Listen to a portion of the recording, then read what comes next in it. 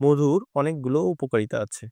১ number উপকারিতা হলো এটি আমাদের মানসিক চাপ কমায়, আমাদের রোগ প্রতিরোধ ক্ষমতা বাড়ায় এবং আমাদের রক্তনালীর কোলেস্টেরল কমিয়ে দেয়, ডায়াবেটিস নিয়ন্ত্রণে রাখে এবং আমাদের সেক্সুয়াল যে সমস্যাগুলো দ্রুত বীর্যপাত অথবা ইরেকটাইল ডিসফাংশন, লিঙ্গ শিথিলতা, যৌন দুর্বলতা এটি দূর করে।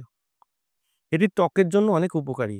এর অ্যাক্টিভ অ্যান্টিব্যাকটেরিয়াল এবং অ্যান্টিসেপটিক উপাদান ত্বকের ব্রণ দূর করে এবং ত্বককে মসৃণ রাখে এবং এটা আমাদের হার্টকে ভালো রাখে, রক্ত চলাচল ভালো রাখে।